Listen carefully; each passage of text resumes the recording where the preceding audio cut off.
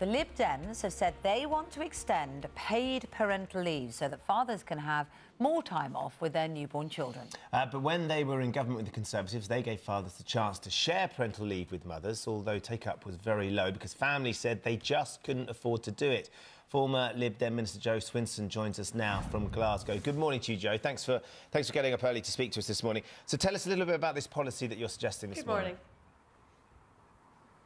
Well, the Liberal Democrats are wanting to extend paid parental leave by 4 weeks, specifically for new dads, to be able to spend more time bonding with their baby shortly after they are born. I mean, we know from the research that involved fatherhood is good for child development, children do better at school, and it's also good for the health and well-being of the whole family. And one of the things that can really encourage that is to make sure that dads are able to spend that time bonding at the really earliest weeks and months of their child's lives. So, I mean, it sounds very commendable, of course, but as I said in the introduction there, when you were in government with the Conservatives, you gave fathers a chance to share parental leave with mothers. They just didn't do it because they couldn't afford to do it. So are you going to give the incentive to companies, or are you going to make it more affordable for fathers to do this?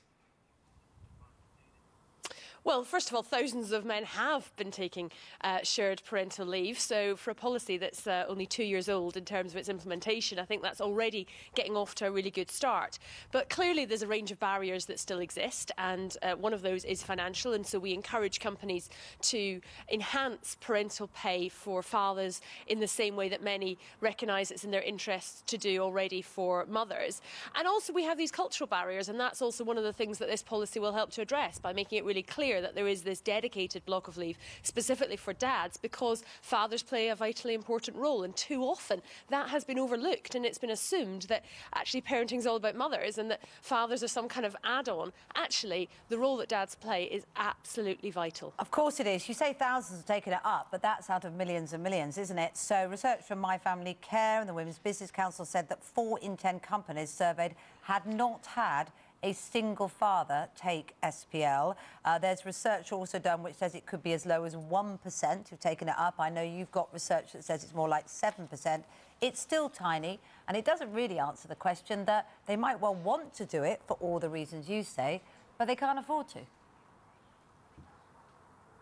Well, I mean, of course, the statutory pay is the same as statutory maternity pay, and, you know, any new policy takes time for that to build, and the fact that the estimates are at the high end of what the government anticipated, as I say, we're only 2 years into the policy, I think that bodes well. So, you know, what we need to be doing is taking the next step, and the international evidence shows that where you have a shared parental leave policy, that is most effective when you have this extra block of leave that is dedicated for fathers on a use it or lose it basis, because that can be enough to sort of really kickstart the conversation in a couple and say, well, actually, why don't you take that extra leave? Because so much the cultural and societal assumption is that it's women that take all of the leave and that they spend all of that time bonding. And we're actually trying to deal with some outdated cultural attitudes.